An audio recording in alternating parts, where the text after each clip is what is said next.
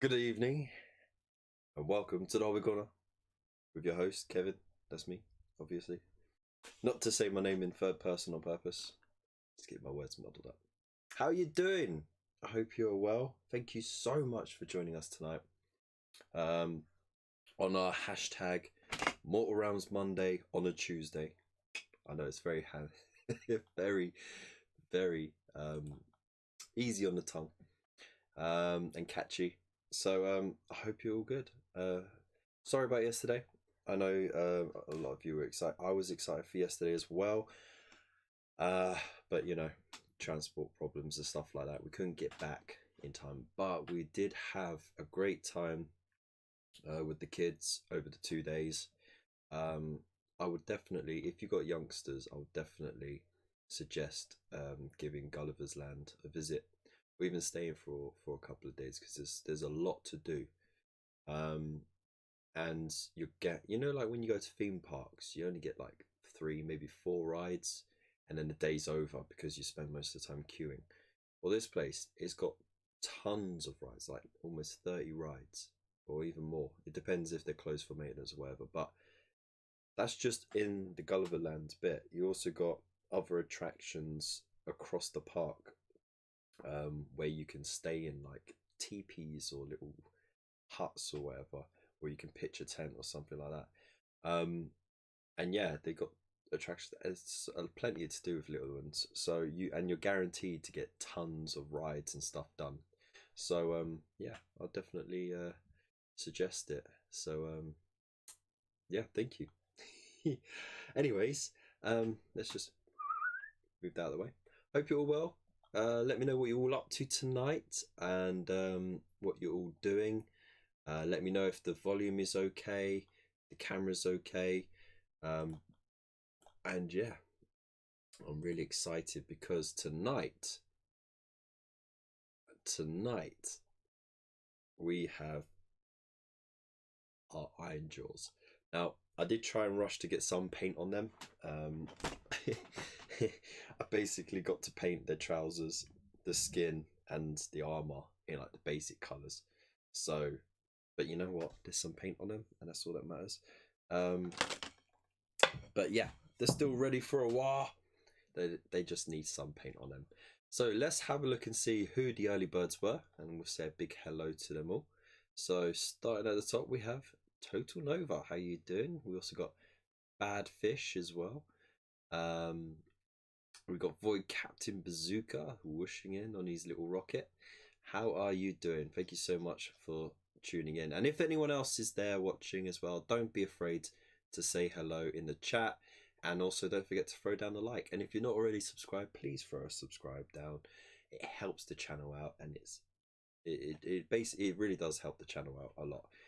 So throw down a little like, throw down a subscribe if you haven't already. And if you want to chase me up on all my social media stuff, then the links are in the description below as well. Oh, we also got Boffnet there as well. So let's see, now he's trying out his CWG stream infiltration techniques. Okay. Well, but what have I missed here? Was there a stream last night? No, Kev locked himself in the cupboard by accident. No, I'm not a member of that community. But thanks anyway. Apparently I'm an infiltrator. He still can't believe that Gulliver's Land exists. Well, you know, it does. So if you don't like it, tough. Boffnet, how you doing, mate? Gulliver's Land is where Elston and Rich Smith work as entertainers. Yeah. Yeah, the tying down Gulliver. Oh, we also got Adam Dodge as well. How you doing, mate? Hope you are well. Thank you so much for joining us. So let's get some tunage on. I'm gonna carry on playing that playlist because it was sounding pretty epic. Oh,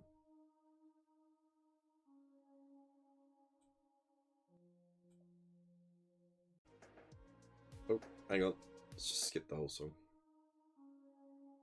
Right, so let's have a look, see at what we are using today, shall we? Because we got some new stuff going on tonight. So let's just get that camera over here. And you know, the strangest thing is, right, there must be some kind of weird frequency going on, because I can't hear a single thing from the this ring light. Okay, but as soon as I turn it on, a high-pitched ringing coming in, and I don't know if the mic is just picking up the electrical frequency of it. Rather annoying. But let's just get that.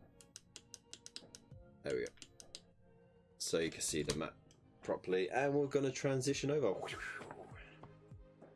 with a flurry or a flourish. Anytime now. There we go. It's a bit of a lag at the moment. Elston is in the chat as well. How you doing, man? Looking very George Michael tonight. Well, you know, apparently I am a member of the LGBT community, so why not? Dude had some good tunes. Definitely had some good tunes. Never reached the heights that he was in when he enjoyed when he was in Wham. But anyways, let's get to it, shall we? So, oh god, it's way too loud in my ears. We're going to skip right to the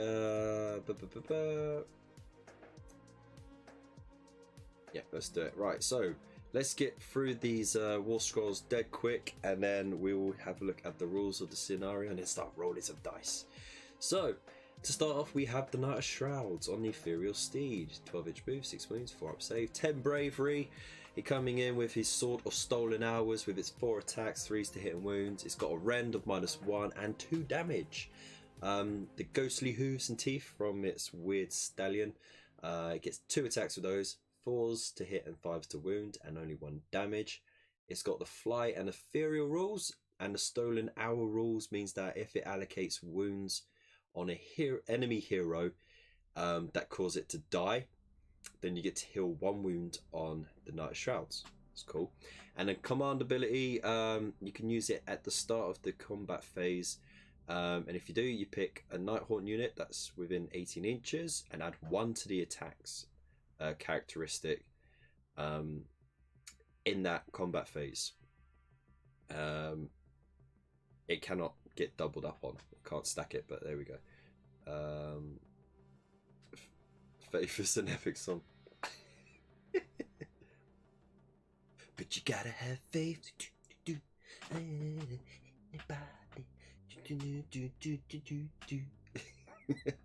Something's not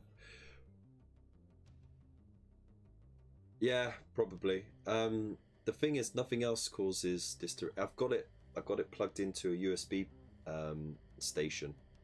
There's 3 other devices plugged in, not causing the same thing. So, but it was a dead cheap ring light, so it's probably why. But it's fine. We'll get on with it. I'm not going to get shocked by it by anytime soon. So that is the Knight of Shrouds. Then of course we got a unit of 10 Chain Rasps.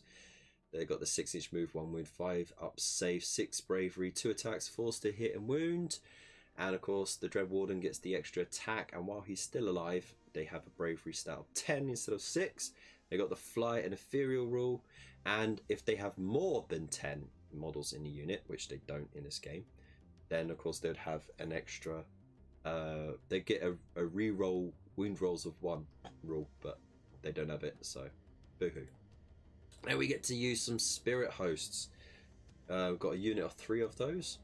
They got 6-inch move, 3 wounds, 4 up save, and 10 bravery. They get 6 attacks, 5s to hit and 4s to wound.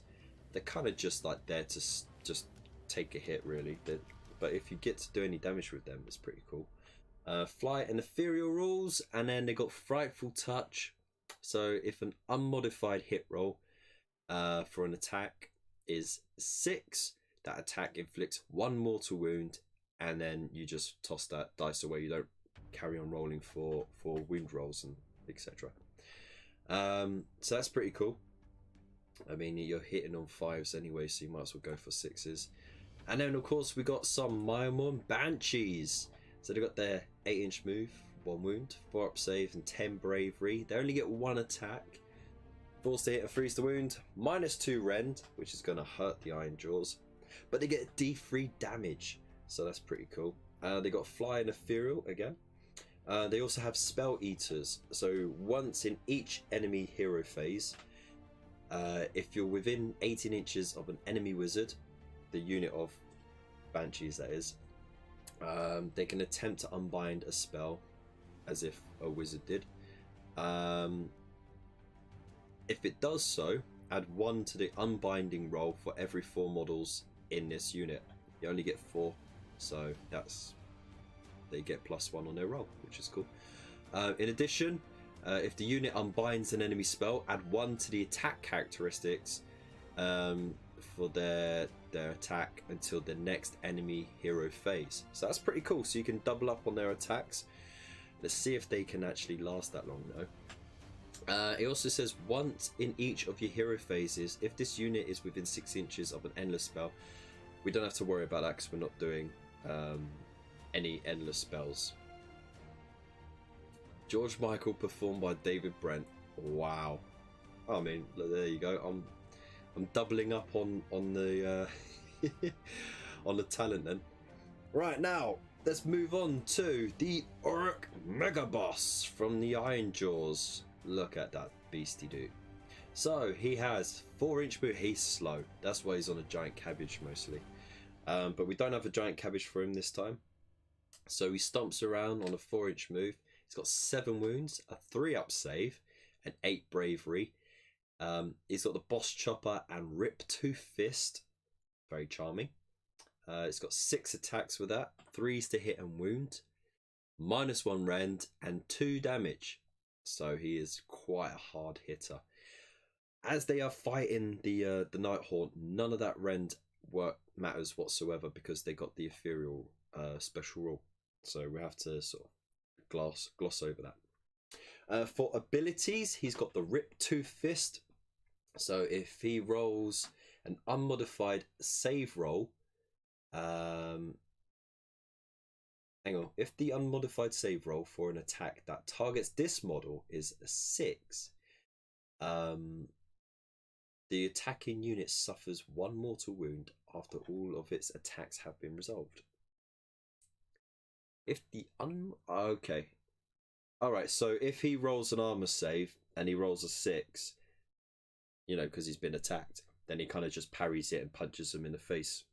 Okay, we get it. Strength from victory. At the turn of the combat phase, at the end of the combat phase, if any enemy unit models were slain by wounds inflicted by this model's attacks, add 1 to the model's wound characteristics and add 1 to the attacks of this Boss Chopper. Whoa! So not only does he recuperate some wounds, he actually beefs up on the attacks as well. He's a wow, right? Scruggy, how you doing, mate? Glad you could join us. Command abilities, he's got go on lads, get stuck in. That's the best Orruk voice I could do. So you can use this command ability at the start of the combat phase. If you do so, pick 1 friendly Ironjawz unit that's within 12 inches, wholly within 12 inches that is, and or within 18 inches of a friendly model with this command ability that is a monster. Okay, so they give you a bit more space if you're on a big cabbage.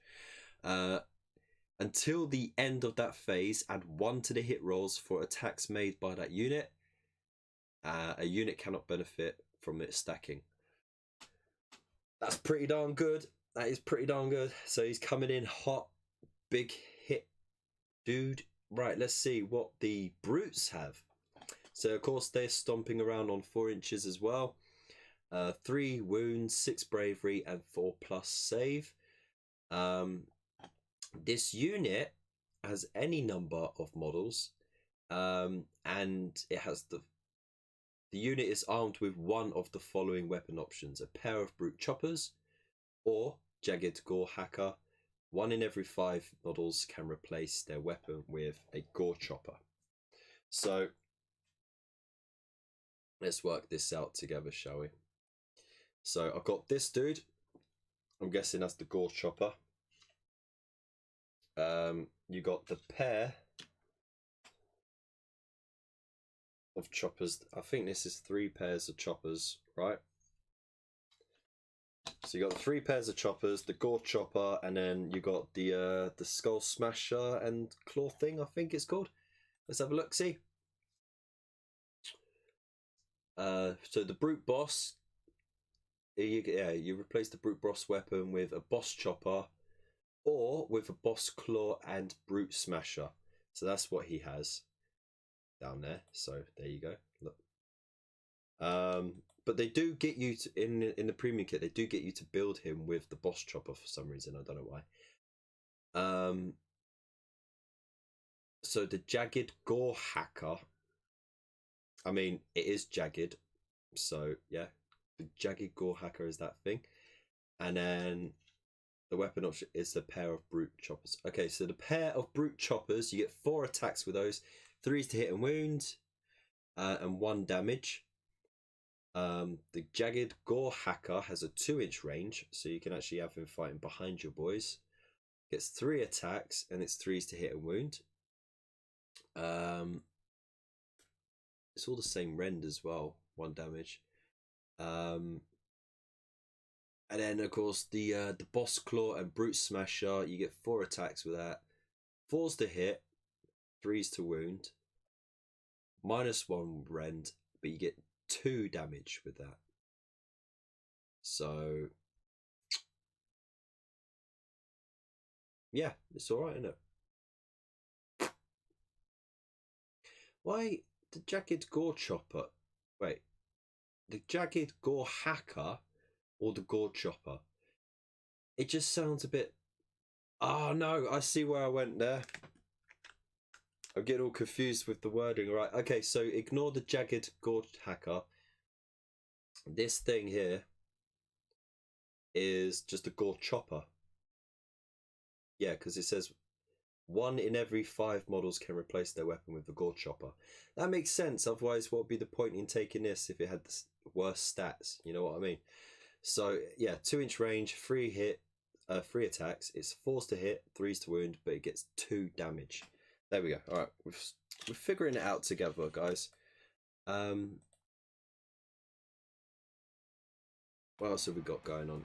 We also got the Weird Knob Shaman. So 4-inch move, 6 wounds, 5 plus save, 6 bravery. He's got 3 attacks, 4s to hit and 3s to wound, and he does D3 damage, which is pretty darn cool. He's got brutal power. So if this model is wholly within 18 inches of friendly Ironjawz unit with 10 or more models. Oh, okay. Well, we can't use that then. That sucks. Otherwise, he could attempt to cast. Well, let's see. With 10 or more models at the end of its hero phase, it can attempt to cast the green puke spell in addition to any other spells it can cast. So it could cast more than one spell. That's pretty cool. And even if a wizard has already attempted to cast the green puke spell in that hero phase, that's alright, that. Definitely have to double up on the brutes then. For the magic rules, he does count as a wizard, so he can cast or unbind one spell in his hero phase or the enemy hero phase. He can still do the green puke, he just can't do that and another spell. So they get Arcane Bolt, Mystic Shield, Green Puke, which has a casting value of 6. If it's successfully cast, pick 1 point on the battlefield within 2d6 inches of the caster that is visible to them, and draw an imaginary straight line 1 millimeter wide between that point and the closest part of the caster's base. Each unit that has models passed across by this line suffers D3 mortal wounds. Ouch. So I'm guessing the Nighthaunt are gonna have to spread out quite a bit, aren't they? So you jinkies. Jinkies. Okay, so I hope those rules are clear enough for you lot. If you got any questions on those, let me know. But before we get started on that, let us read through the little thing. Let's see, what have we got in the chat so far? We have Badfish says greenskins for a win depends on the dodgy dice cam. No, not David Brent, Noel Edmonds. I'm not ginger though. I can't do Noel Edmonds because I'm not ginger. Sorry to disappoint. If Orruk loses, I'm blaming Kevin. What's all this then? Hey, Pirate Crew Pickle, we're about to roll some dice and have some lulls, but first, let's throw down the scenario, shall we?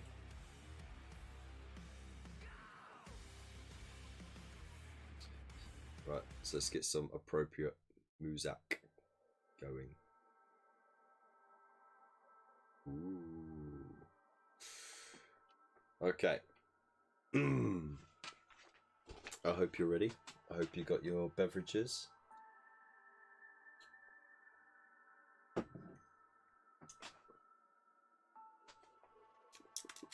Red lorry, yellow lorry, red lorry, yellow lorry. Okay. The Stormvault. Megaboss Gorgok Ambertooth, strange name, watched angrily as a trail of geist swept from the rusted steps Realmgate and drifted towards the broken ruin of the Stormvault. He felt rage rise within him. What were Nagash's servants after? They're after me loot, he thought to himself, snorting angrily and narrowing his beady red eyes. He cast a glance towards his weird knob shaman, who was prancing back and forth chanting prayers to Gork and yelping wildly. The manic shaman turned and caught the Ambertooth's eye, a crazed grin on his face. They're gonna grab their goods, he screeched and broke into a bout of laughter. Flickering green energy pulsed up and down the shaman's staff as he cackled wildly. Ambertooth could already feel his heart racing at the prospect of a fight. "No, my watch they ain't," he bellowed, raising a fist clenched and turning to his brutes. "It's crumping time, boys! No ghosty is getting their claws on our loot. Grab the goods and give them a bashing. They won't forget. Whoa!" I love story time. Boom. There you go. There you go. This is where I doff my cap for a donation. If you fancy supporting the channel at any point, there are ways of doing it in the description below. Thank you very much. So let's have a look at the scenario, shall we? So I kind of roughly put stuff about. I've had to move it around and stuff as I got the laptop out and that, but it's all spread out kind of evenly enough. That will go here, but here's the best bit: the scenario itself. So seize the Stormvault. On the Verdigris Plains of Chamon, near the Realmgate known as the Rusted Steps, lies the broken ruin of the Stormvault. The necroquake has broken the Penumbral Engine that once sealed the vault. That's this. Now, Nighthaunt and Orruks fight each other for control of the contents. On the Nighthaunt side, we have the Nighthauzt, we have 3 spirit hosts, we have chain rasps in the number of 10, and Mimorn Banshees, 4 of those. For the Orruk War Clans, we've got an Orruk Megaboss, 5 Orruk War Brutes, and a weird knob shaman. The battlefield is with this Penumbral Engine in the centre, and then you set up the terrain around, not within 3 inches of this piece here. The Penumbral Engine is printed on the backside of the magazine, which, you know, I've put down, so there we go. It's pretty cool. Where's that bit of blue tack? There it is. Got little bits of blue tack just to hold it in place. Hopefully don't move around too much. Right, setup. One player commands the Nighthaunt, that's me, and the other commands the Orruk War Clans, that's me. The players alternate setting up units one at a time, starting with the Orruks. And then, where is it? Continue setting up both armies. If one player finishes first, the opposing player sets up the rest of the blah blah blah. First turn goes to the Nighthaunt. Glorious victory. It ends on the 5th battle round. The player who has the most victory points is the winner. If both players have the same number of victory points, the game is tied. And this is how we score the victory points. So, at the end of each battle round, so not each turn, but each battle round, each player adds up the wounds characteristics of all enemy models that were slain during that battle round. The player with the higher total scores 1 victory point. If neither score the highest, then neither score a point.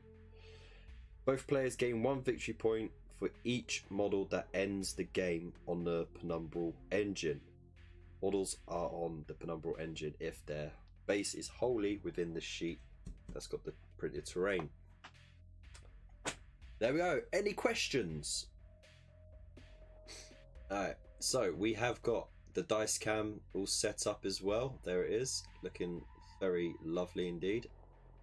We got all that, but look, you can see it's over there, so no fiddly diddlies. And let's get going, shall we? So, I need a drink. Bad time. Right. let's get to going. So,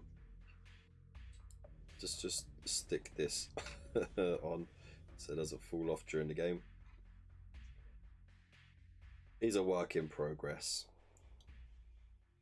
I would like to finish him this week actually, but I gotta get the I gotta finish these dudes up, and then I gotta get the corn stuff done as well for the next week. Crikey. Okay, so who gets to set up first?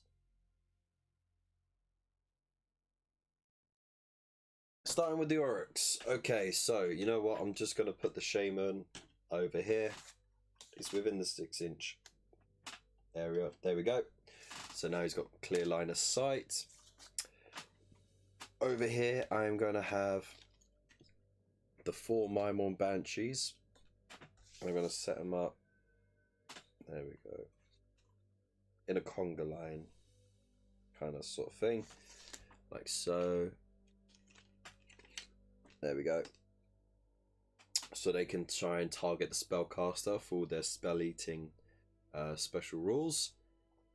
Right. And then let's see. I have the brutes. I have the brutes over here.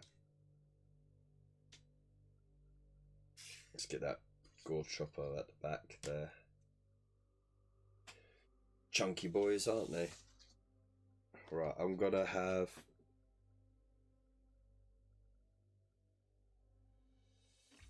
the spirit hosts over here. Because, you know, they could just sweep around the edge.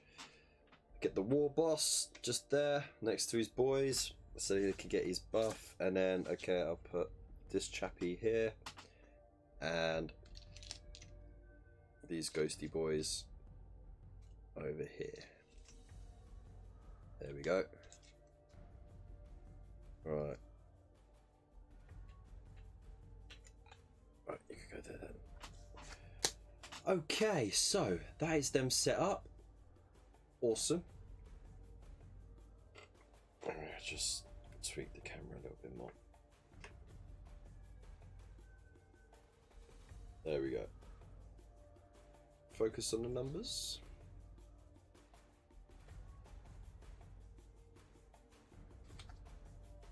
There we go. Cool. Right, so Nighthaunt gets to go first, I believe, isn't it? Nighthaunt start first, so I'm gonna gonna get our very special special effects up. 3, 2, 1. Booyah! Look at that, that's amazing, right? And of course we want that turn counter up. Oh my god, it is so amazing, right? Like your mind is blown away. This is where your subscription money can go if you subscribe to the buy me a coffee thing. So I'll put that there. That's where that was gonna go, and that was gonna go square there. Okay, so we got everything ready to go. Are you guys ready in the chat? Hedge your bets. Who do you think is gonna get this one? The Stormcast or the Nighthaunt? Place your bets now or forever be silent. And I'm just going to refresh this thing over here. And also I'm going to get some epic music going on.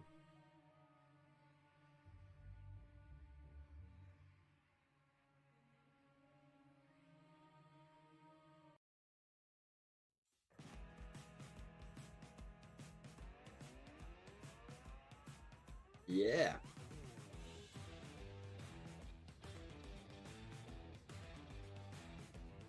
So we've got one for the Orruks. Let's do it. Just make sure that dice cam works. Okay.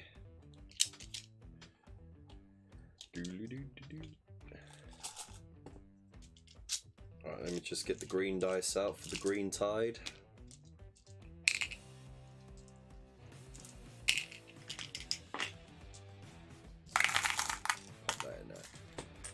Alright, well, without further ado, let's go.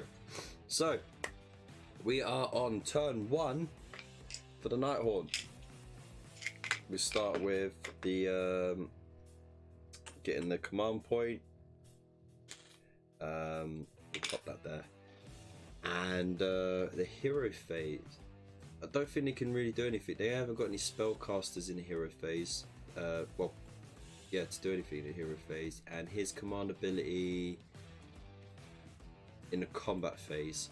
So we move on to the moving phase. So let's see, Primal Banshees go 8. I'm actually going to run them. So let's just. There we go. So I'm going to run the Primal Banshees. They rolled a 4. Let's just turn that light a bit. There you go. The glare is crazy.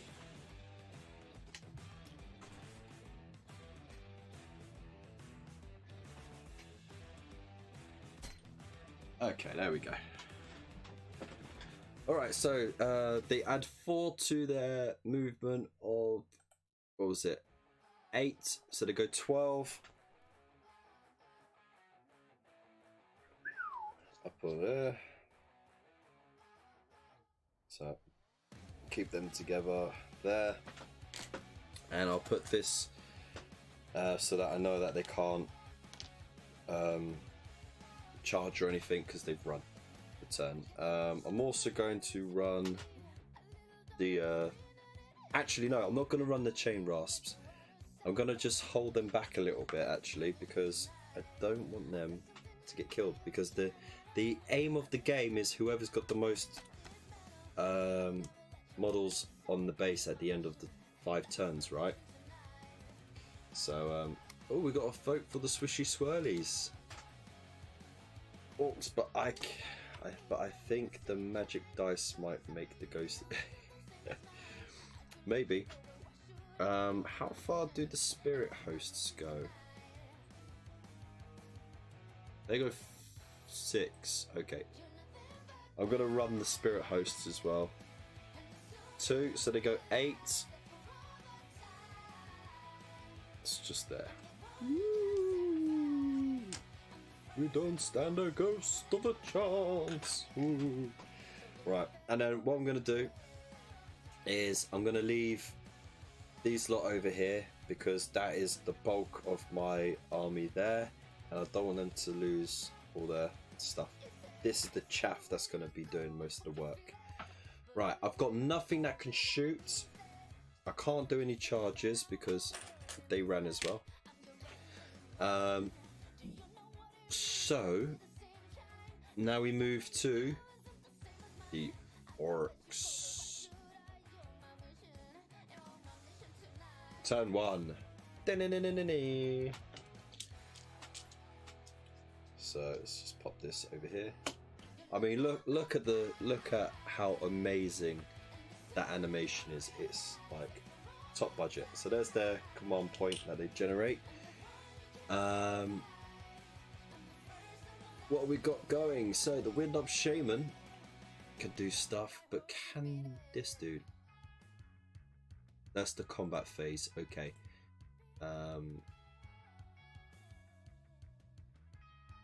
When it's wait, what's their ability? Add 1 to the hit rolls for attacks made by this unit that target a unit with a wounds characteristic of 4+. Okay. Alright, okay, so the Weird Knob Shaman is going to try and cast something.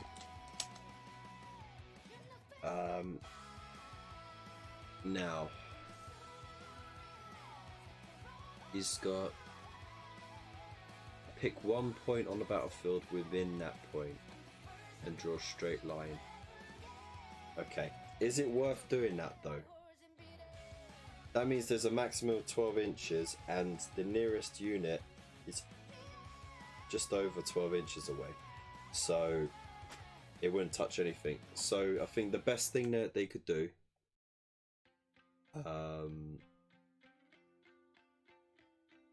GW will be after you.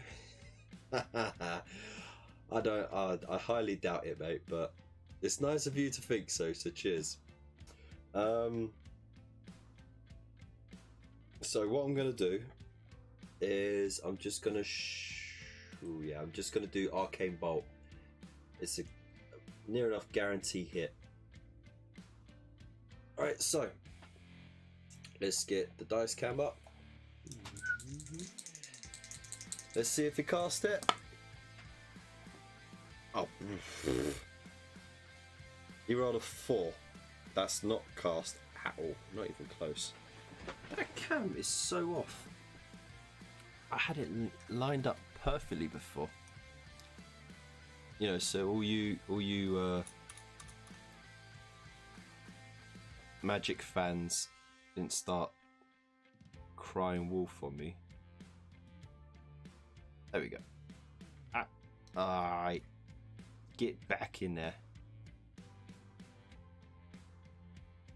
There we go.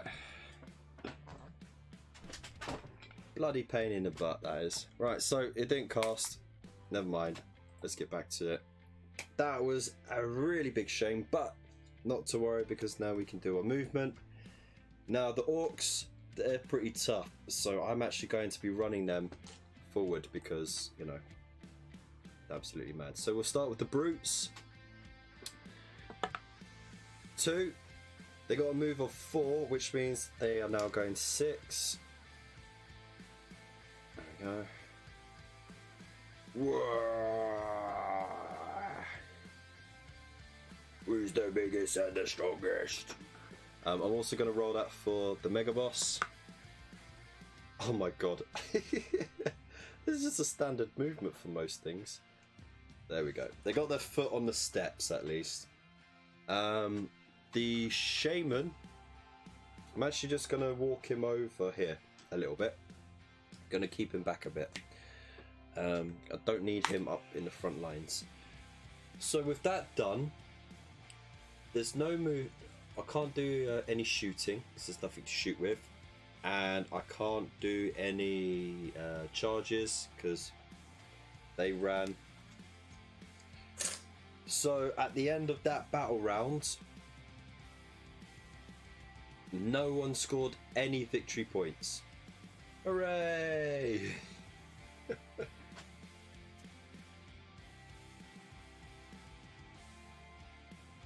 go.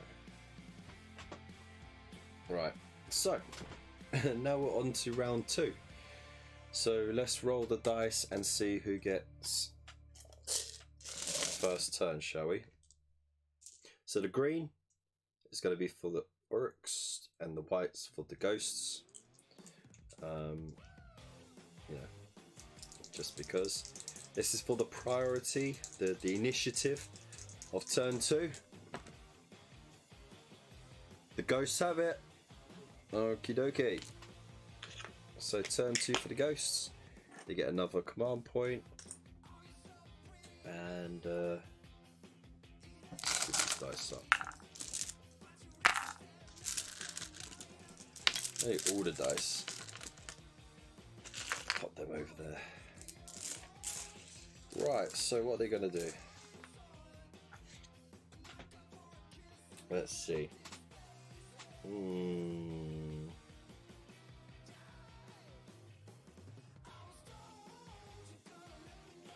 You know what? I want to be smart with the ghosts. Okay, I don't want them to get chewed up too quickly, so I'm actually going to pull these back over here, like so. I am going to move these banshees over. So was it 8 inches for the banshees? Yeah, 8-inch move. There we go. A little flanking maneuver.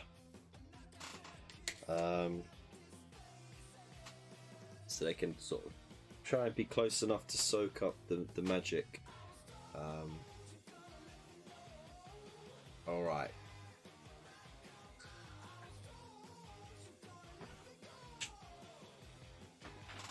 So,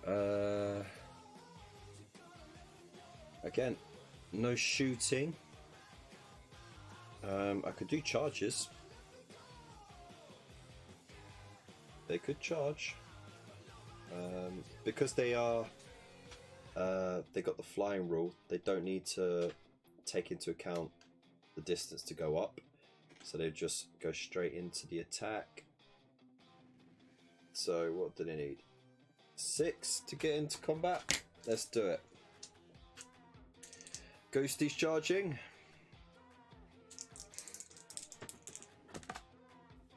They rolled 7. That's more than enough.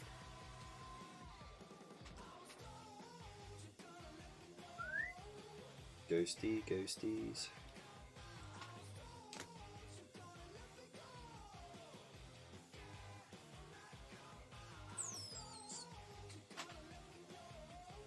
There we go.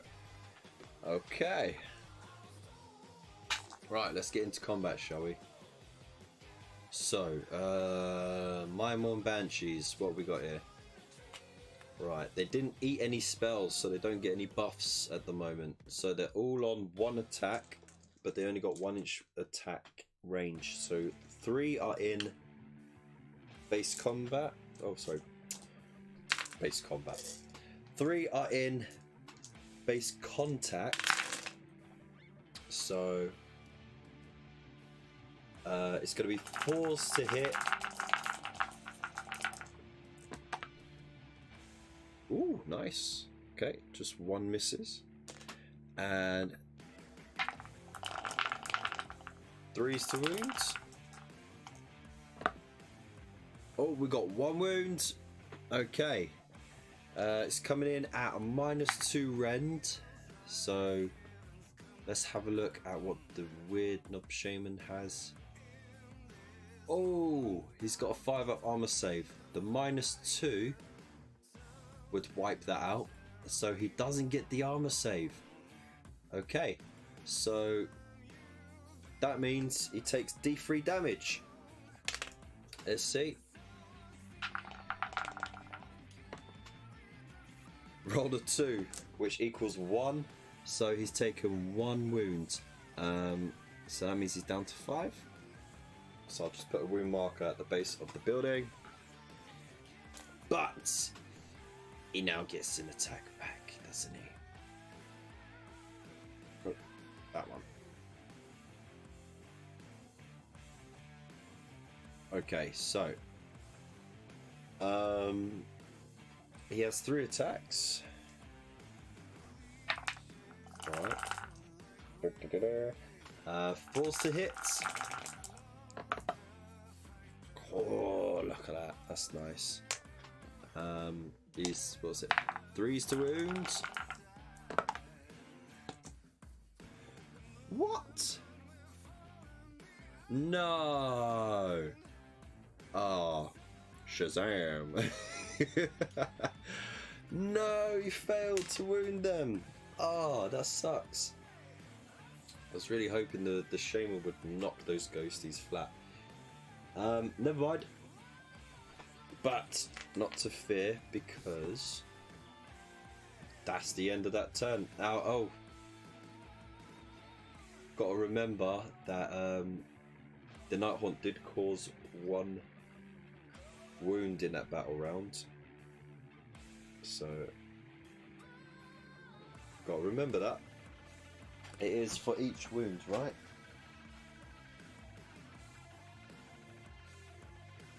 Oh no, it's just the wound characteristics of all enemy models slain.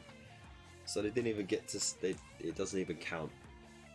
Okay, so now we move on to the Orruks. Turn 2.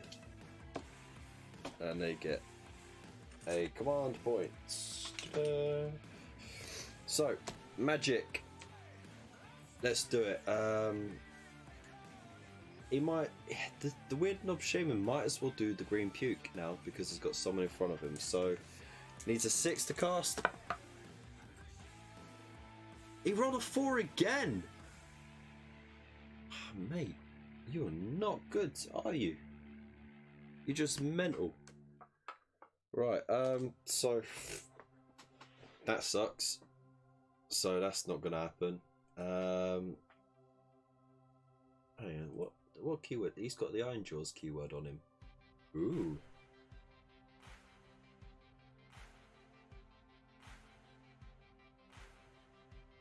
forgot he had that ability. Add 1 to the hit rolls.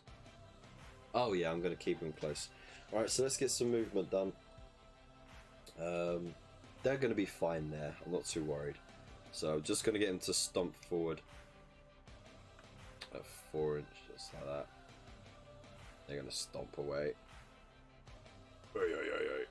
Ray. They're just going to hold their ground, maybe, or even charge off. Who knows? So that's movement done. Can't do shooting. We get into combat. And I'm going to use the Mega Boss's ability. Go on, lads, get stuck in.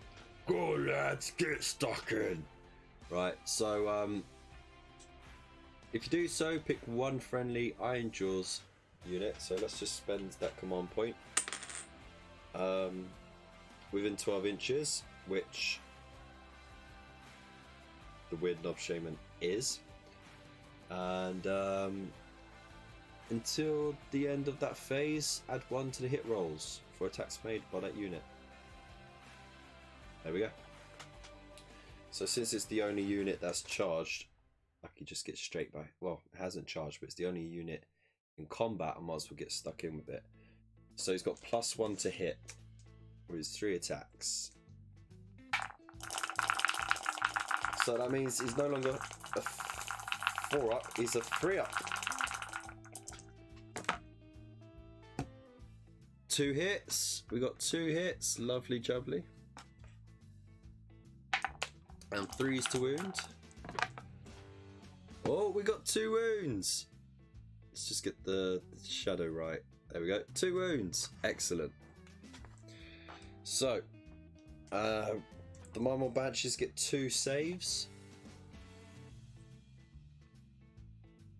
Let's have a look. What have they got? 4-up armor save.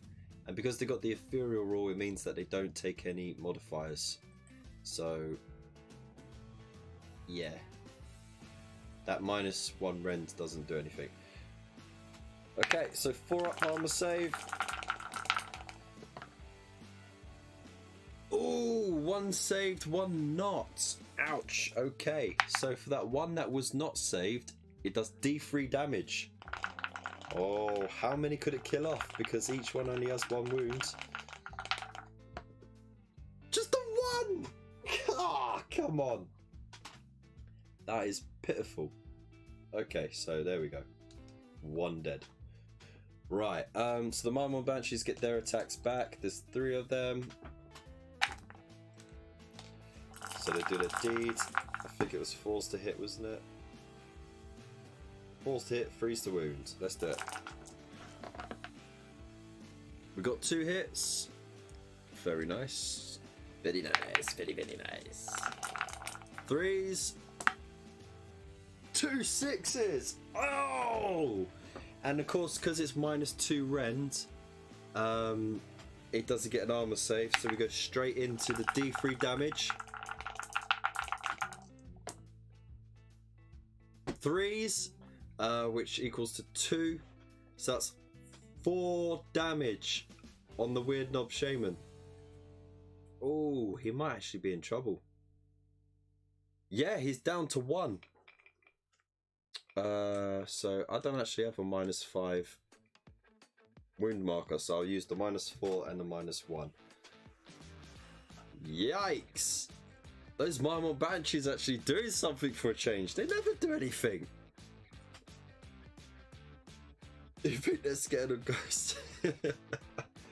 I hate the ghosts with their swishy swirlies and their ooze and their claws and their sneaking up on you in the dark. You ain't ought like.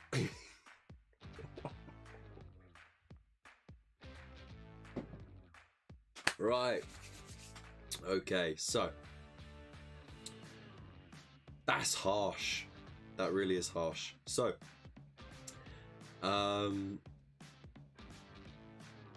we've done that, haven't we? That was their turn 2.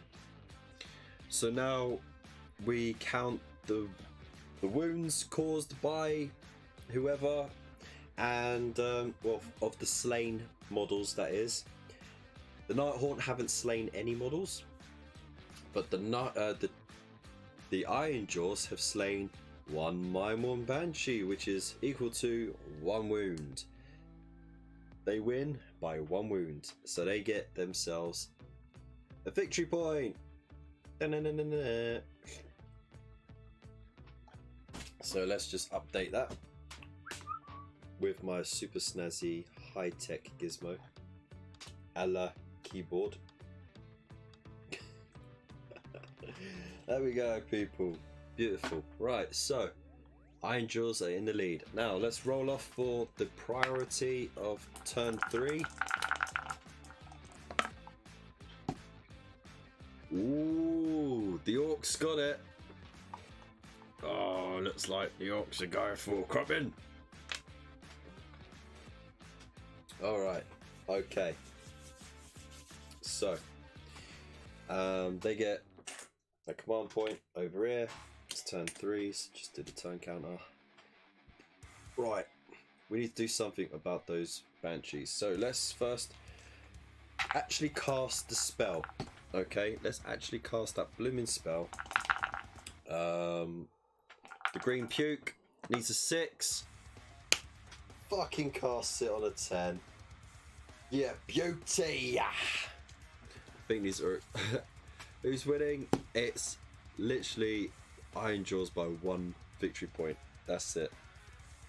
So let's cast that. Now, the Maimon Banshees can actually unbind it, and they don't get the +1 because there's no longer 4 of them. And remember, they got that special rule where every 4 of them they get +1 to their dice roll. So they need to roll 11 or 12 on these 2 dice to unbind it. And if they unbind it, they get chunky for a whole turn. Will they do it? Ooh! Oh, that was close, but not quite. So the spell goes off. All right. So it goes 7 inches away. You pick a spot anywhere on the map, 7 inches over there, and for every unit that it hits, they take, what was it, D3 mortal wounds, was it? Let's just double check that. Each unit that has models passed across by this line suffers D3 mortal wounds. Oh, you can finish them off in one go, actually. Let's see. No, he rolled a 3. That's still 2 of them dead. Boo, boo. Look at that. Okay, actually, I've got to keep them close by for the wound counting. So, that was actually much, much better. We have now got the movement phase. So, I'm actually a lot more happier with that scenario over there. I think he'll survive it because he gets to attack first. He's only got to kill 1 with his 3 attacks. Famous last words. Right, so I'm gonna. Is he still within 12? Alright, I'm just gonna stomp him forward a little bit and just make sure that, yeah, he's still within 12 inches so he can still get the buff. And then these boys, I'm just gonna fan them out a little bit.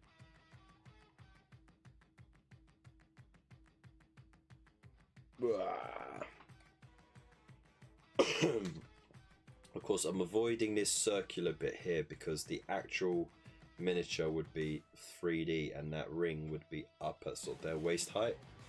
So I want to at least pretend it's something. I almost got that once actually, but then I just never got around to getting it. Thank goodness. Okay. So, that's their movement. Charges. They could charge. What? 9 inches there. It'd be what? 6 inches and then 3 to get to attack them. Actually, they can attack at the base, can't they? It's not worth it though. It's not worth the charge. How about the Mega Boss? He could charge off, but I want to keep him over here to do the buff. So I'm going to leave that there. So now that we're in the... we do no charges, that's the movement's done. We can't do shooting, so we skip to combat phase. Gonna do the go on lads, get stuck in.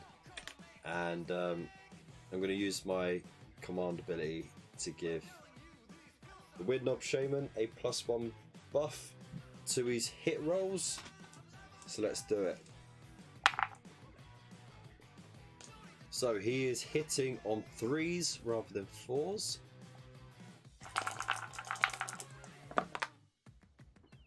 He gets 2 hits in. Lucky he had that buff. Ah, Mayfly came in. Oh, great. More chaos. Just what you need. 3's to wound. Oh, there's 1 wound. Okay, so the Marmor Banshee is 4 up, unmodified armor save. It fails! It's dead, but let's just see how dead it is. D3 damage. 3! Oof. It's dead. Look at that. Okay, go Weird Knob Shaman. He finally got his shiz together for what's going on here? And just went splat. So the buff goes away because it's the end of the combat phase. And now we go over to the Nighthaunt turn 3. So they get command point. I'm just going to leave these ghosts here so we know how many are gone this battle round.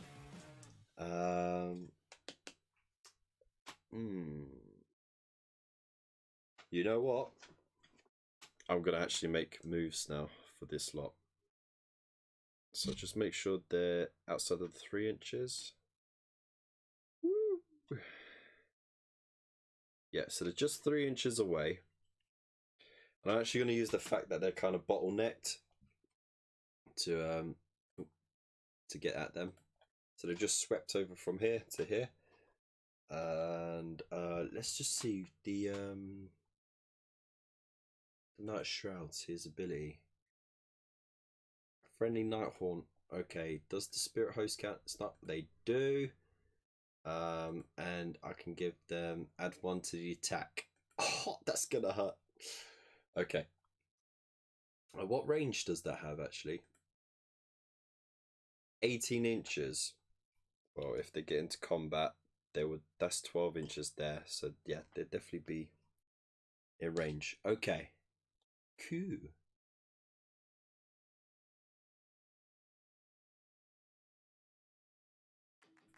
Right.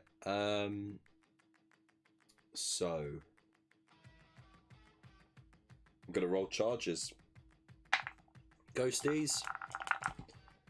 Let's see what you do. I just got to roll more than a double 1. Right. A 1 and a 2 and they'll be in.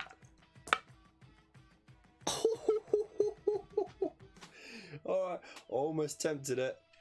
So there we go. I rolled 7. That's an easy in there. Get off. Yeah, I know. I still haven't glued this one back on. I actually dropped it a couple of weeks ago after I'd primed it as well. And I was like, forget it. So, flimsy ghosts. Okay, so now that it's the start of the combat phase, I'm going to use the command point, this one over here, give them a buff. So now, thanks to the Night Shrouds, they get to add 1 to the attack characteristics of that unit in this combat phase. Ta-da! Very nice. So they get, let's see what they got. They got 6 attacks each, so that's 7 attacks per unit. Well, not per unit, but per mini. So that brings it to 21. Nice. So there's 7 there. I'll just let you see me count these. 3, 4, 5, 6, 7. 2, 4, 6, 7. By the way, has anyone heard the new song Wrecked by Magic Dragons? I have not. But yeah, I'll give it a listen. So, they need 5s to hit. But remember, they roll 6s. That's an instant mortal wound.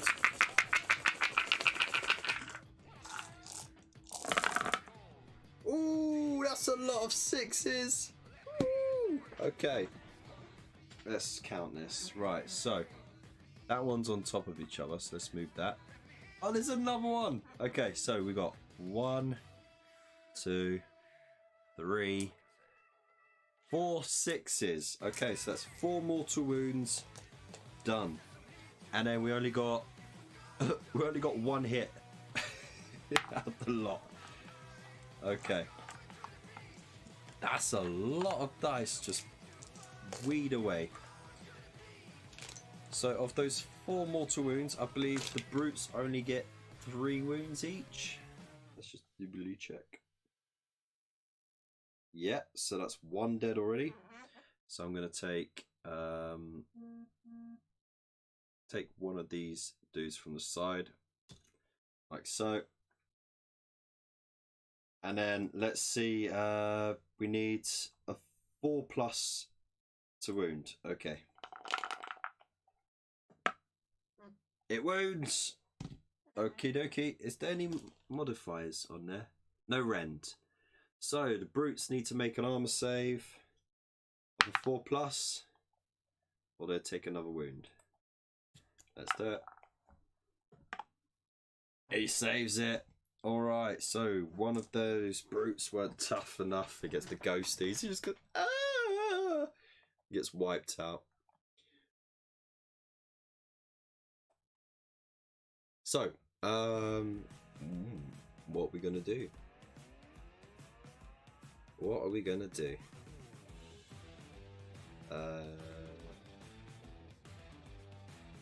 Gotta do piling. So, pile in there. Boss chopper there. We got this big chopper there. Okay, yeah. I don't think I could get more in there.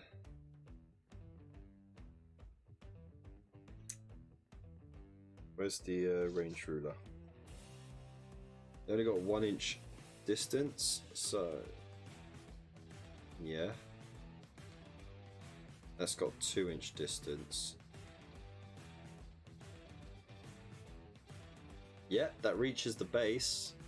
Okay, so they all get their attacks in. So they've got 1 inch attack from base to base. He gets his 2 inch attack from base to base. Okay, but I need to roll these separately because we've got different rules for them. So, a pair of brute choppers. We got 2 of those in there.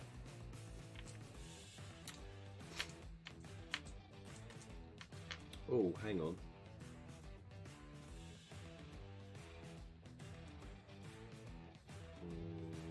Spirit host, how many wins they got? 3. Okay, so the brutes ain't getting the duff up the big thing because they need it to be hitting something with 4 or more wounds.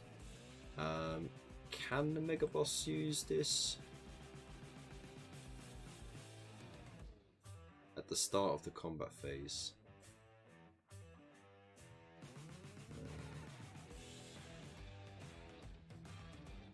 Add 1 to the hit rolls. Yes, I'm going to use that. So I'm going to use a command point, buff them up, and that means that they get +1 to hit. Okie dokie. So with that in mind, we got 2 chaps with 4 attacks for the pair of choppers. They got the +1 to hit, so that means they need 2s to hit. Lovely. Oh, that's really gonna hurt. And then they need 3s to wound.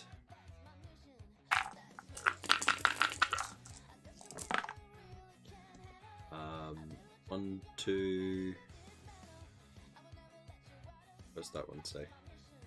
So that one missed, that one missed, that one missed, and that one missed. So we got 3 saves there. Oh, just pop that over there. And then of course we got the Gore Chopper, which is 3 attacks, and it's got the +1 to hit, so it's 3s to hit. All hit, nice. And 3s to wound. Oh, there we go. 2 wounds. Now I need to put these separate because they got 2 damage. And then we got the Boss Claw and Brute Smasher. So that's 4 attacks.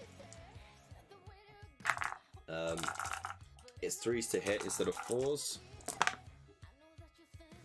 Gets 2 hits in on there. Okie dokie. And then 3s to wound. Oh no! Oh. Bad boy. Okay. None of the rend affects the spirit hosts. So we got these 2 which are 2 damage, and these 3 which are 1 damage. So where's the spirit host? They got a 4-up armor save. Okay. So let's roll these single wounds ones. 4s. So they lose 1 wound. Okay. And then these are the 2 damage. Oh, they missed 1. So that's 3 damage altogether, which means one of the bases dead. Okay, so they both lost troops. We got to do what's we call it? Bravery. So Orc Brutes, they got bravery of 6. They lost 1. So they're on a bravery of 5. So they need to roll 5 or less, or they start taking casualties. Safe. Right, and then the spirit hosts. They got bravery stat of 10, so they're not affected by it whatsoever. So that means at the end of that, we then add up the wound characteristics. Yeah, add up the wound characteristics of all enemy models that were slain during the battle round. So we got 3 here and 3 there, so that's 6. We only got 3 here. So that means the Ironjawz get the point for that turn.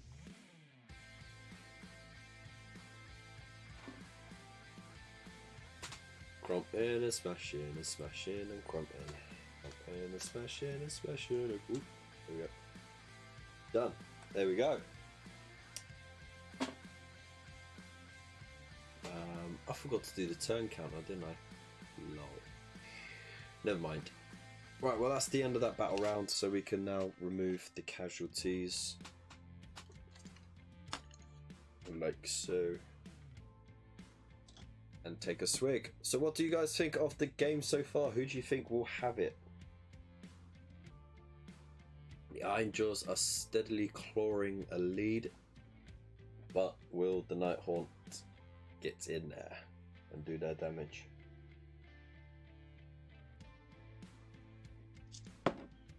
We will find out after this. It's a very important roll for priority. There we go. Let's have a look, see. Ooh, who's gonna get the Nighthaunts? And of course they're gonna claim first turn, so So it is their turn 4. So they get a command point. They really haven't been using their command points, so have they? Wait, yeah, there we go. Should only have 3. Right, so what are they gonna do? Well, got no spells or anything, so we just go straight to movement. And they're finally making a move.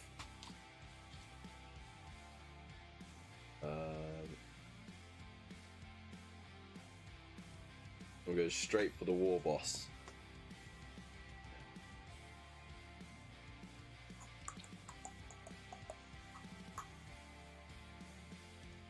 That's right. He's got a 12-inch move.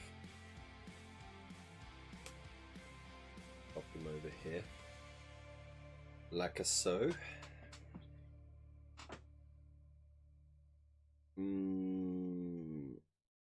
No, actually, you know what? Pop him back. I'm gonna have him over here. 3 inches away. There we go. Okay. There's a reason why. So no shooting, so we declare charges. He's gonna charge the brutes. Oh. Almost forgot the camera. He rolled 7, so he's well in. Smashes them.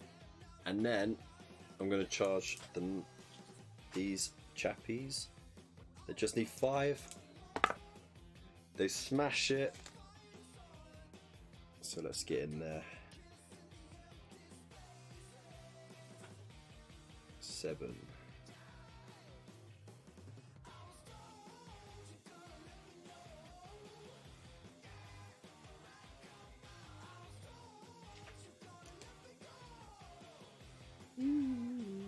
Ghosty ghosts. There we go. Right. Okay. So, before we get anything started, okay, I'm almost done with the skin for that torn off arm. Nice. Okay. Can't wait to see what that looks like. Right, so who do we do? Alright, first of all, before we do anything, let's have a look. Night Shrouds. He's going to use the Lord of Geists ability, and he's going to cast it on the Chain Rasps. So add 1 to the attack characteristics to everything in that unit. Boom. Just like that. So now they're rocking 3 attacks each, and 4 for the unit champion, I believe. Yeah, baby. Okay, and then I'm gonna attack with the Chain Rasps first, because why the heck not? So first of all, let's do the 3-inch pile-in. So we do the old shuffle. Oops, don't move there.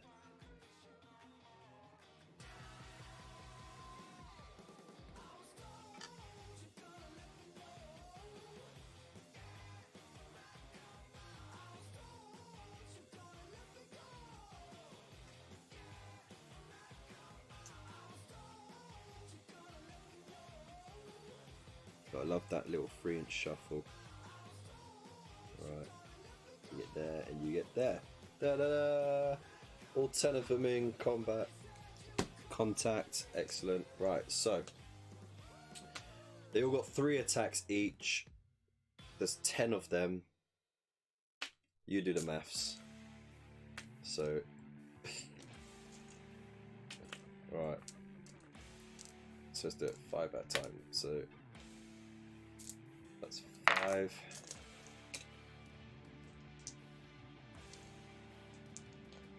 10. 15. 20. 25.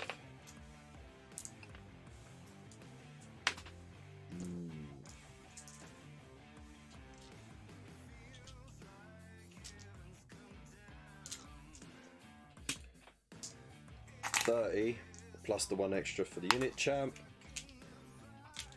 There we go, so that's 31 attacks altogether.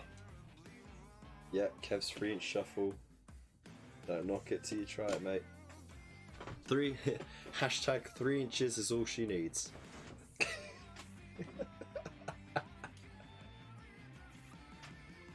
Alright, let's get to my watery bin juice. Beautiful. Okay, that's 31 attacks. And we are at 4s to hit. So let's do this.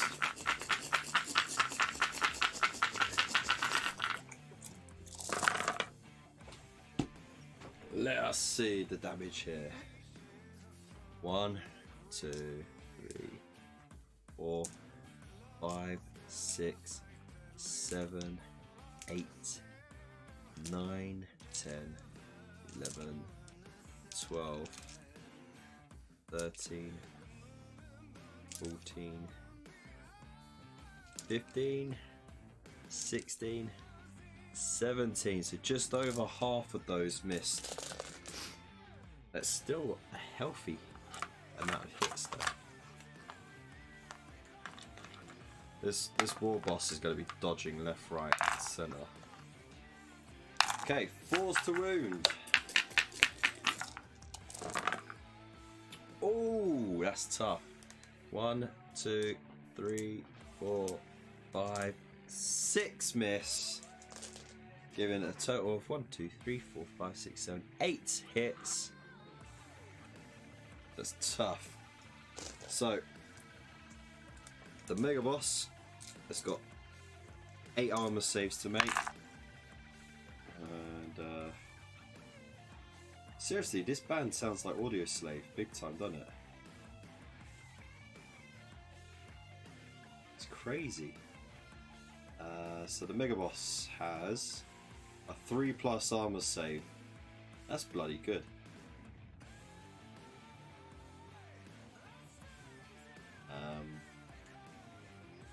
Okay. 3 up armor save. Oh, he still takes 1, 2, 3 wounds. So he's down. Boom, like that. And he's got 7 in total. Okay, so with that in mind, what attacks are we going to do next? Well, he's in no immediate danger now, so maybe I can get these lot to get their attacks in.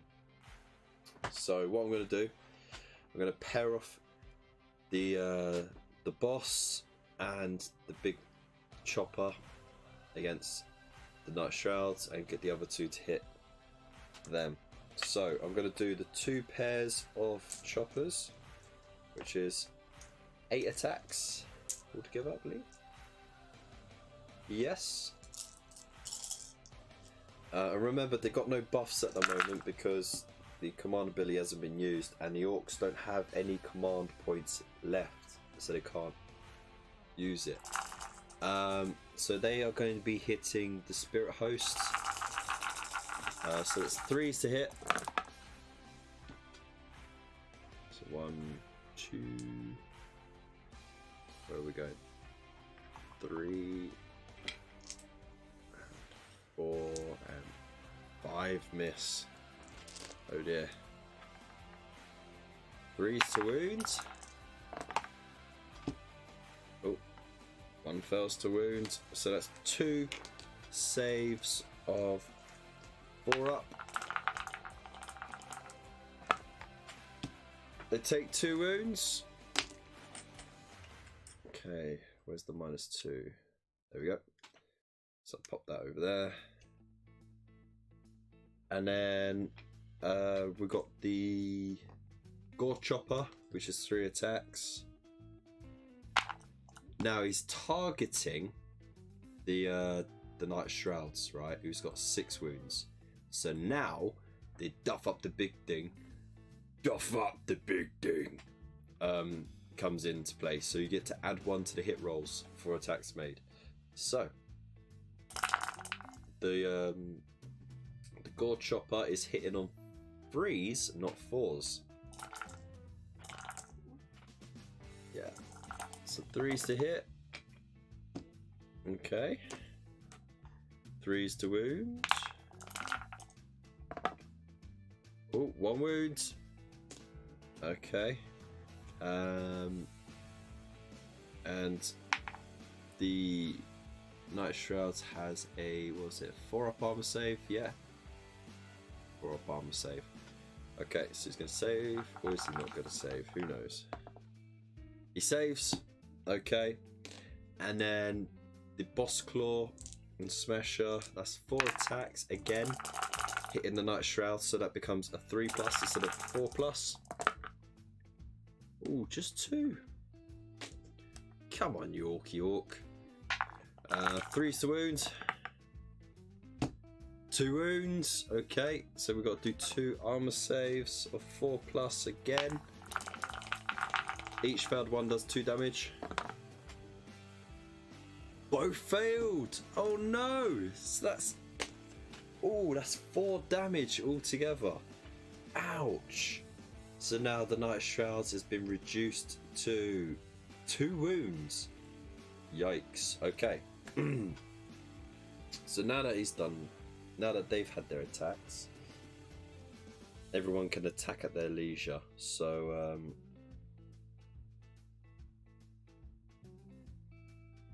yeah. I forgot, did he make any armor saves of 6?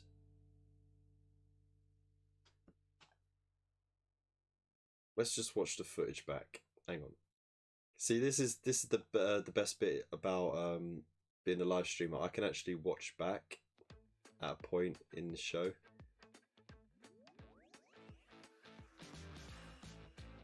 No, it was before that. No, it was after that. After that. Chain Raspboard, yeah. Did a crazy amount of attacks.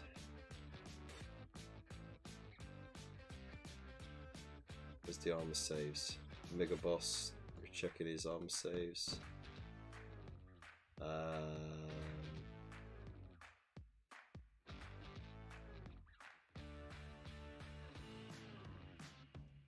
Did he roll any 6s?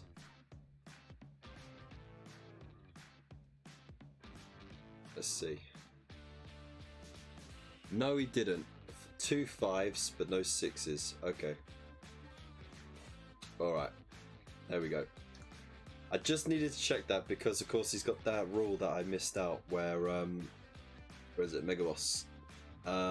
He's got the Rip Tooth Fist, and if he makes a save of 6, then they take a mortal wound. So, good thing I remembered about that, but it didn't affect anything. Right, so let's do this. I'll do the Spirit Hosts. They got their 6 attacks each. 3, 6, 9, 12. Okay. The 5s to hit. 6s doing automatic wounds. Ooh, again. 1, 2, 3, 4 mortal wounds straight away. Oh, we got more hits this time. 1, 2, and 3. Excellent. Right. And you need 4s to wound, I believe. 4s to wound, yes. Do 1 wound. Okie dokie. And is that just 1 damage for that one? If it goes through? Yeah. Alright, so they got to make their armor save. Orc Brutes, I think they got a 4-up armor save. 4-up armor save. Saves it easy. But they just took 4 mortal wounds. So that means one of them's dead. So let's get rid of the other chopper guy. And we'll put a wound on that chopper guy. There. Okay. Now the Mega Boss gets to do his attacks. So let's work this one out. At the end of the combat phase, if any enemy. Okay, so we need to worry about that after. So he's got 6 attacks. Right. He's hitting the chain rasps, so he needs 3s to hit. Oh, all but 1. This is gonna hurt the chain rasps. 3s to wound. Oh, 2 failed. But that's 1, 2, 3 armor saves. Each one that fails does 2 damage. So let's see. They got 5 off armor save. Here we go. Oh, they didn't. Oh, they didn't save 1. So that's 6 dead. So it's, oh, dang. He just smashed their faces in. Okay. And then the Nighthaunt gets his attacks. So Nighthaunt, he's got 4 attacks.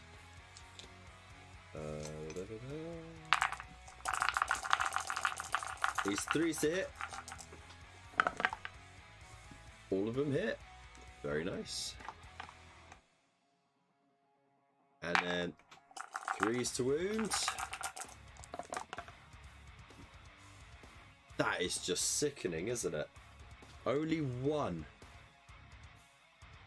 Alright, so it could be enough to kill off another one.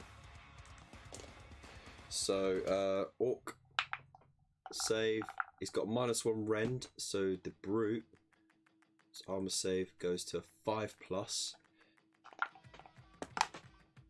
Fails it, so he takes 2 wounds, meaning that that's another brute dead, as there was one on -1 wound already. And then we got the ghostly hooves and teeth. 4s to hit. That's 2 hits. Go on, Nelly. 5s to wound. Hey Sergio, how you doing, man? Oh, get some wound in. No way. Alright, no minuses, so there's a 4-up armor save from a brute. Oh, he saves it. Okay, so that was a crazy round. Alright,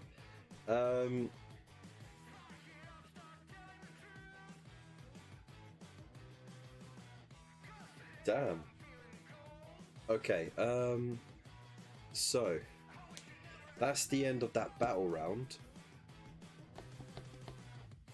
Sorry, that was there. So what have we done? Oh no, first of all, actually it's not the end of the battle round, because we lost 6 of these over here for the Nighthaunt. The chain rasps, they got a bravery of 10 because the Dread Warden's still alive. So they need to roll 4 or less for the bravery. They rolled 2, they're good. And the Ironjawz lost 2. They got bravery of 6, so they need to roll 4 or less. Oh, they just did as well. Okay. So for the battle round, let's add it all up. We got 6 wounds worth over here, and over here we have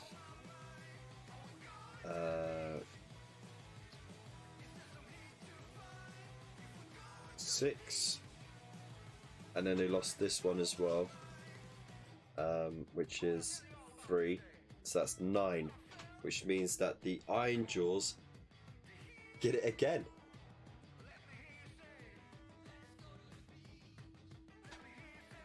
So they get the victory point for that battle round again. Wow. Oops, not 23. Lol. Okay, so now let's clear the dead away. Clear out your dead.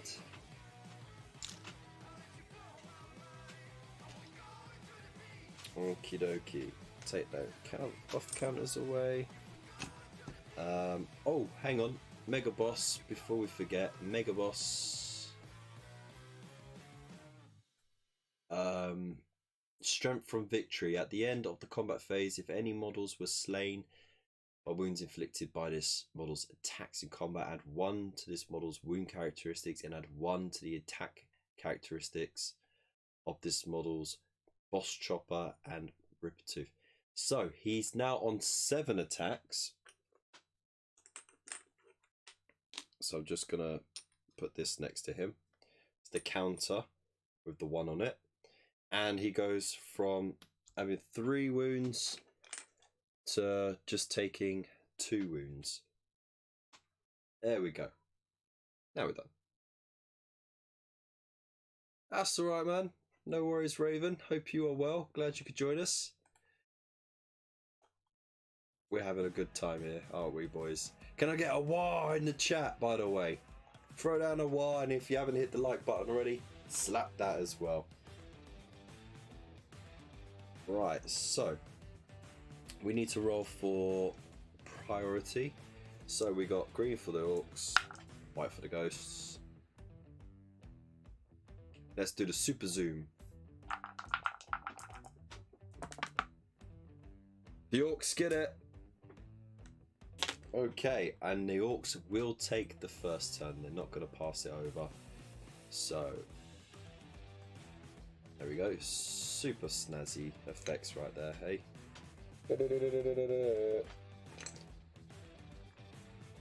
Alright, so what are we going to do? Weird Knob over here. He's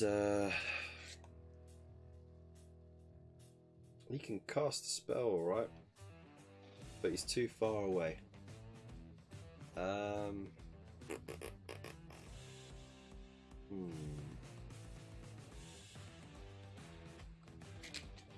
What else have we got? Let's have a look. Just gonna have a quick looky poo. Because I need to double check what Mystic Shield does.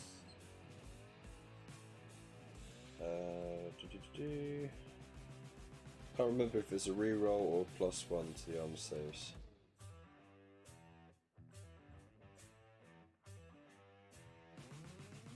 I mean, if anyone knows, they could tell me. That's cool. Wizards. Alright. Mystic Shield. Reroll save rolls of 1. Okay. I'm gonna cast Mystic Shield on these brutes over here. They definitely need it. It's cast on a 6. Let's do it. Channel the war energy. Wow, chat. Absolutely no war energy whatsoever. Piss poor. You let him down. I don't know, I'm getting attacked by moths. So, that's magic phase done with. Let's get on with movement. This is turn 5, by the way. So, it's all about getting the most wounds worth of troops on here by the end of this phase. So, I'm gonna run the shaman 1. So he only goes 1 inch, 3 down, right, and then 1 over. That's just bad. He's nowhere near.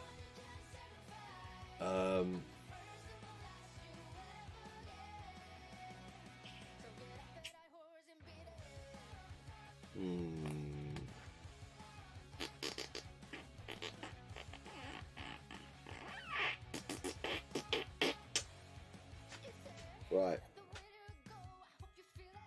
Can't move anything else because they're all in combat, so combat, I guess. Right, I'm gonna start with brutes. So I'm going to pile in. There we go. And then I'm going to start the attack with the Gore Chopper. But before I do that, the war boss is going to spend his command point that he's generated from this turn on doing the... Where is it? Here we go, lads. So they get +1 to hit on their attacks. So there we go. Right, so now we got 3 attacks from the Gore Chopper. It's 3s to hit now instead of 4s, and he's hitting the spirit hosts. Yikes, that's terrible. 3s to wounds. Oh man, that's such a fail. Alright, now we've got 4 attacks from the Boss Claw and Boot Smasher. It's 3s again instead of 4s. And he's hitting the Knight of Shrouds. That's more like it. A's proper orky, he is. And then 3s to wounds. God, letting the side down, mate. So it's only 2, but they could still do a lot of damage. Right. The Knight of Shroud's got a 4-up armor save. He's only got a fail. Wait, what? How many saves does he? Sorry, how many wounds does he have? 7 or 6? 6. So he's only got to fail 1 of these, and he's dead.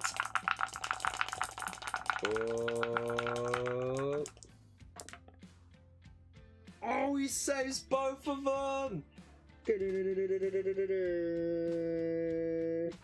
Whoa! But this could all change. We still have the Nighthaunt turn after this.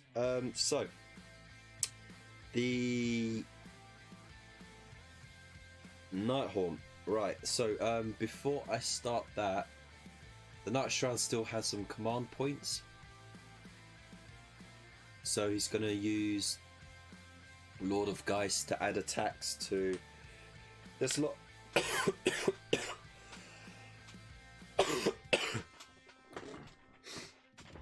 It's because I got the curtains open a little bit, windows open, and I got the big studio light. So all the moths are starting to come in. Bloody gits.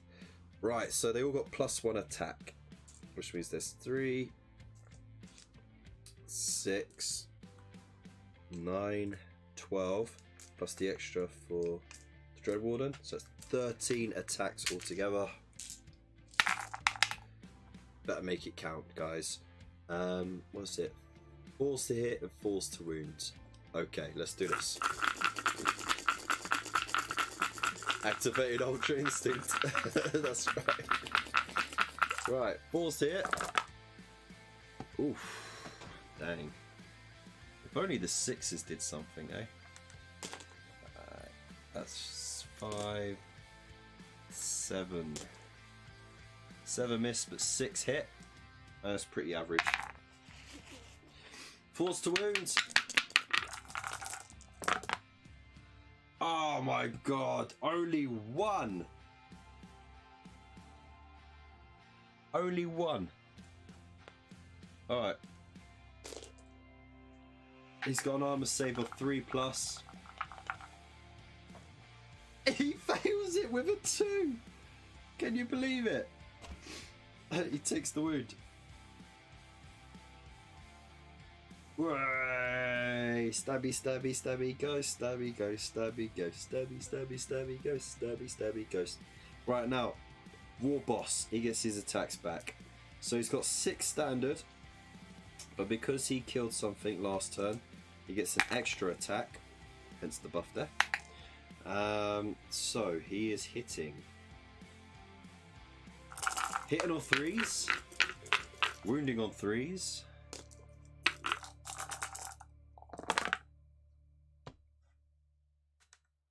3 of them missed.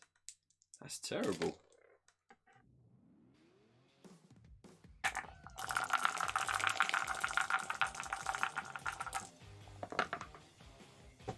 That's 4 armor saves.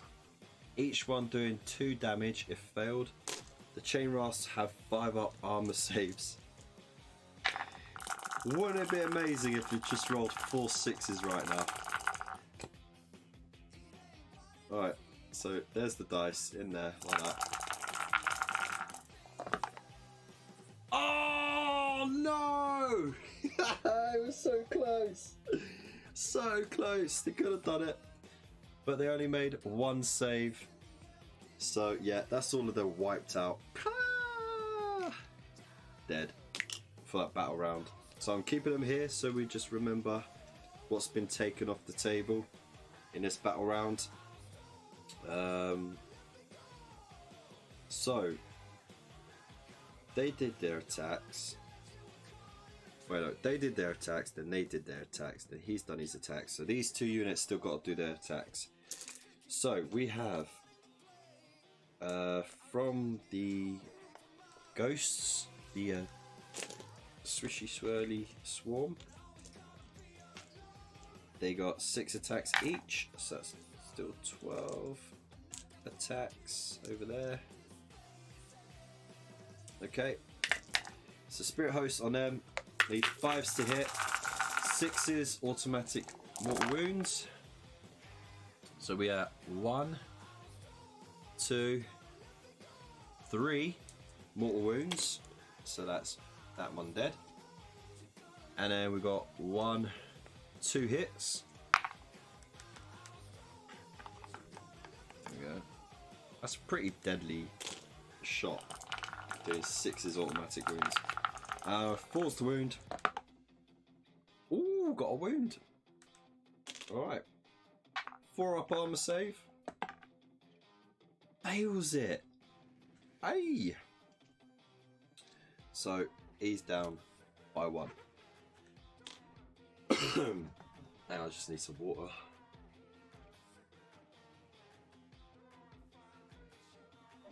This could be very close. Very close. Okay. Night Shrouds. He's got 4 attacks, isn't he? 4 attacks, 3 hit and wound. Okay. 3 hit and wound. Oof. Double 6 and double 1s. Wow. We know which ones are the loaded ones, hey? 2 wounds. Okay. So that's 2 -1 rend armor saves. So it gives them a 5 up armor save, I think. Let's double check. Yep. So they go to 5 up. Failed both, and I think he does 2 damage on each one. 2 damage. So that's 4 wounds. So he's dead. Okay, so there's no point.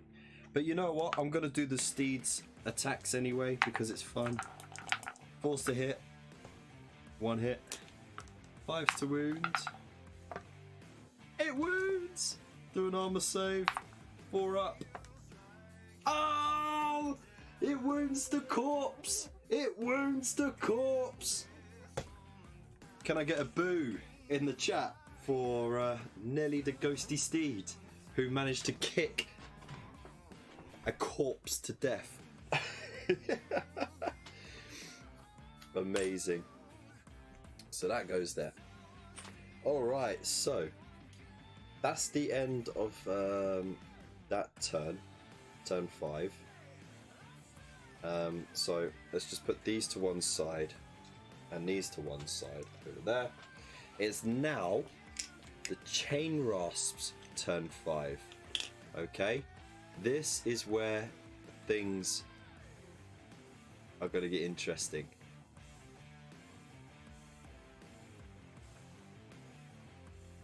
Because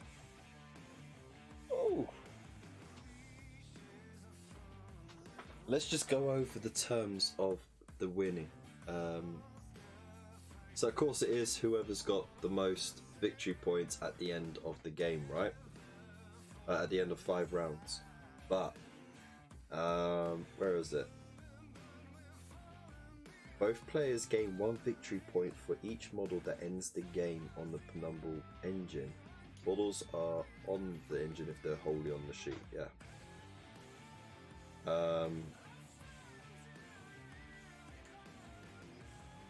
That war boss got stuck there and he's not fully on. Right? I could literally just move these over and automatically win. No, not automatically win. I'll tell you why. Because they will still get the point. They'll have 4 points for getting the most wounds off the table. So I have to charge that. I have to charge him and kill it in order to get the points back. Whoa, boys and girls, this has now got very interesting.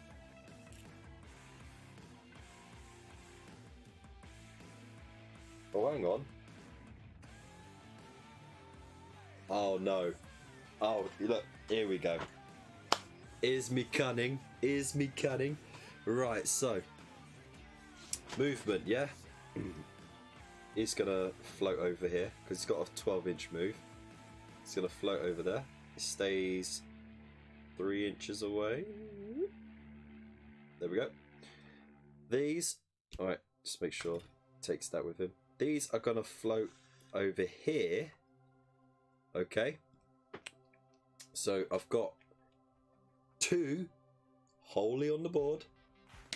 And if I nuke this one, that should beat that total, giving me 3. Sorry, giving me the point. And give me that, which would tie the game. That's such a tough one though, isn't it? Yeah, the Nighthaunt are going for the tie.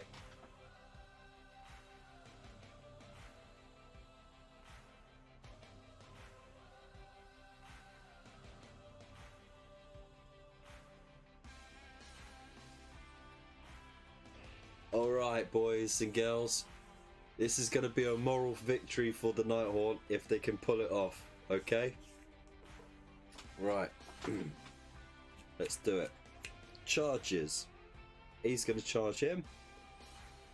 Just needs to roll 3 or more. Gets the charge in. Boom. There we go.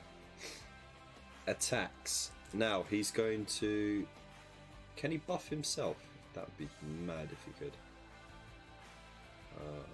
Pick a friendly Nighthaunt unit though. So yeah. So you can't buff yourself. That's a shame. No worries. Still got 4 attacks.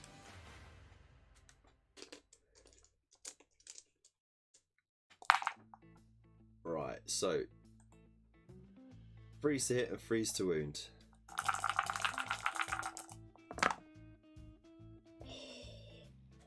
It's got 3 hits. 3s to wound. 2 wounds at -1 armor save. And the Weird Knob Shaman has a 5 up, so with the -1 rend, he's going to be 6s.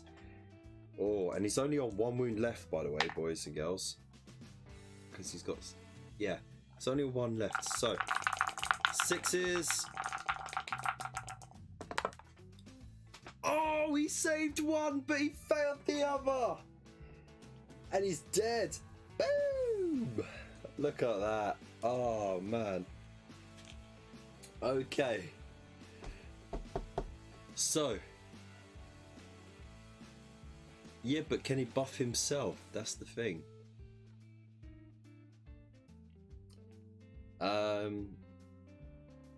Anyways, it doesn't matter because that's combat over. So now the end of the battle round, we count how many wounds have been killed off. We've got 4 killed off on the Nighthaunt, and we've got 3, 6, 12 for the Nighthaunt, which means that the Nighthaunt get the point.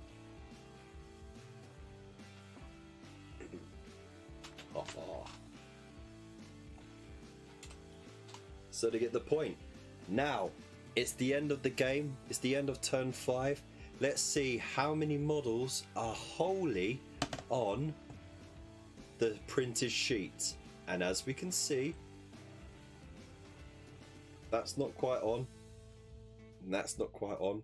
But we got 2 Spirit Host bases on there.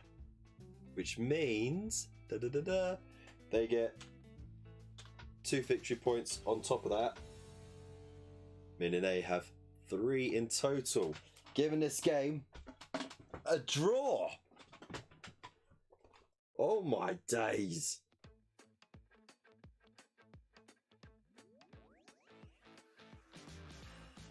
Oh my days. Buffs the horse too. Love it. I'll remember that for next time. But can you believe it? It's a draw on victory points. Crikey.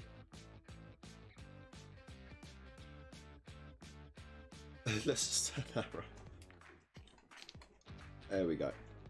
Gonna see lots of moths flying around everywhere. But holy shiz. It really did look like the Orcs were gonna get it. It really did. They were doing alright, they were holding the ground. Hey Andy, how you doing, mate? You just nipped it. Look, I'll show you. There's the victory points. That's what the game looks like at the end. That's the dead pile. That was what was left on the board. And that's the winning bit there. Improper. Can you believe it?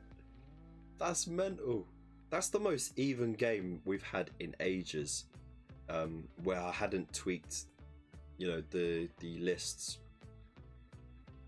That was straight up from the 3rd premium book. And yeah, all I can say is it's a moral victory. Exactly, always play the objectives. It's a moral victory to the Nighthaunt. So congratulations to the Nighthaunt, commiserations to the Nighthaunt because they drew, and commiserations to the Orcs because if they ain't winning, they're losing. So I think they might need a new mega boss in their camp. But let me know what you think in the comments below. I am absolutely shocked how that went. I can't believe out of all those hits that the Chain Rasp got as well, they only did 3 wounds on the mega boss. Only 3, and he ended up healing 1 anyway. So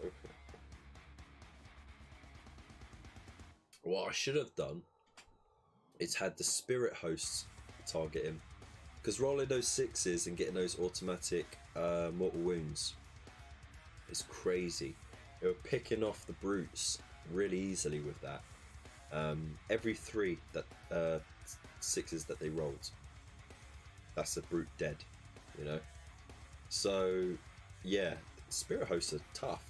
I'd say take units of 6, or at least take multiple units of 3 and just have them wandering around the board, picking things off, targeting lonely heroes and stuff. They're pretty damn tough. But yeah, let me know what you think. It was a really interesting game. Really, I played it smart on both sides, you know. Hedging the bets, Nighthaunt being more reserved because of course they're a bit more easier to knock over. The brutes and the mega boss being a bit tougher, they sort of bid their time and then charged forward to try and smash as much as they could to get those points in. The victory points were only generated by at the end of each battle round, whoever did the most wounds, well not most wounds, but whoever killed the most stuff with the most wounds got the point, and it was only 1 point you got. And then at the end of the entire game, you got 1 point for every model that was fully on the Penumbral Engine sheet that was printed out. So I don't think the Orc boss would just stand there just because 2 horse ghosts are on the steps first and then just go home with a shrug. Thought you'd be using your new mug. I've got it on the shelf over here. It's over here. I'm saving it until I actually start doing the magazines. So yeah, it's on the shelf though.